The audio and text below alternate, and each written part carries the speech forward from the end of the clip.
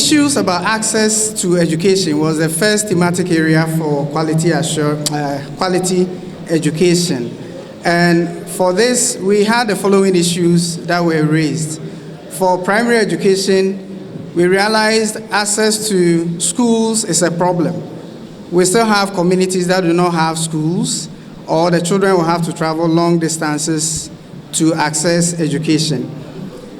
Even with the schools that they eventually access, we realize the structures are not appropriate, and in most cases, they are not disability friendly. There again, we also have issues with gender-related unequal opportunities, where schools are not friendly to girls, especially, to accommodate their sexual health issues. For example, use of restrooms and all of that is a challenge in some of these schools, and it impedes ladies getting access to education. So that's at the basic level. At the Tvet level, the hindrance to access is related to misconception about Tvet. Yeah, I say Tvet in the local school, no one here for former, no way Tvet. But yes, I in United Tunes, so we drew her. But my Emma Tvet, and I cost a son. Yeah, secondary education. To also one maybe no be nyakwana on school. Secondary education so issues there includes parental irresponsibility. We don't want high say free in teacher boss or crop to am and banon person beto. No, I want a banetico. So on into to school and a problem. And proximity to school. Some people have had access to school, but the distance is too far. And so they feel discouraged and they don't go. For the university, infrastructure challenge is the main issue there. A lot of our tertiary institutions don't have enough facility, especially hostel, to accommodate all the students who are admitted. And for that, others who have access to the hostel, the fees being charged poses a hindrance. And so financial challenge is also another issue that is impeding access to tertiary education. So for all these, the solutions we have prescribed.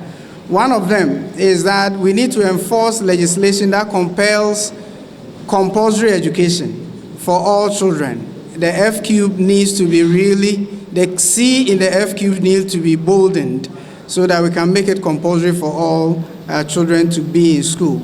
We also need to provide enough facilities, and I think our infrastructure team have dealt with that, so I wouldn't belabor that point. For the Tvet, we need publicity campaigns that will educate the populace to support Tvet education so that their children who are sent there will feel excited. Na yeso so ya to Tvet ho ama obi am peso be ye no so yense san adwene na yenka ho asempa nkyere mofra ma ben so bentumi enroll what Tvet no mu. Secondary education, we are recommending that the idea of having a model school in every district should be revisited, because we see that the congestion is arising from the fact that the choice schools are few. And so everybody wanting to go there is creating all the problems we have. So let's make sure every district has a model school. There again, parental sensitization is also important. Getting the parents who are trying to be irresponsible, let's help them to be responsible and support their children's education. For the secondary education, we realize that a lot of the challenges we are having with the free SHS has to do with the burden fees, which the government is trying to absorb. And we think that it's not even fair to those who eventually get day school. It feels like those in the burden are cheating you because they get fed, and then you don't get fed, and you still have to commute long distances, sometimes walking. And so the recommendation here is that let's get the model school in every district, make it free for all day students, but if you are going to the boarding school, you pay for the boarding facility and for the feeding. Universities, the recommendation is to have enough facilities and regulation of hostel fees so that the poor and vulnerable may also have access to tertiary education. Then the introduction of functional scholarship scheme. We realize there are a lot of scholarship schemes that are not functional.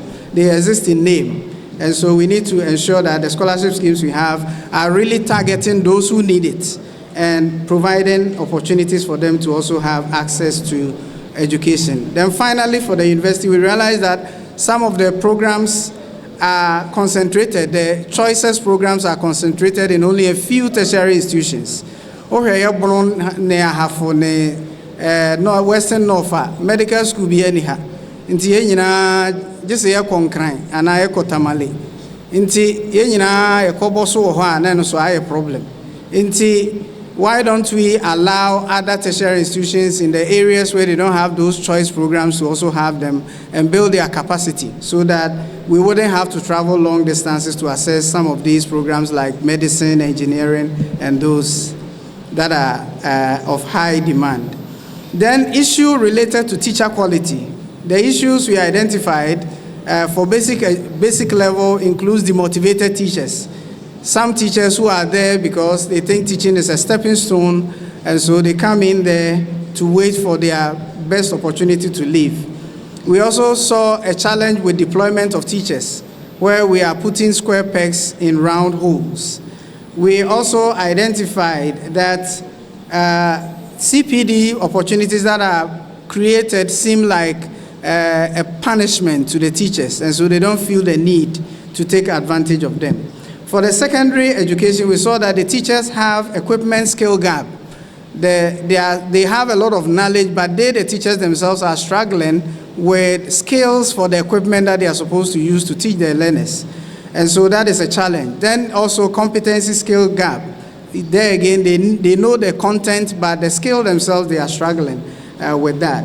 For secondary education, we still have demotivated teachers.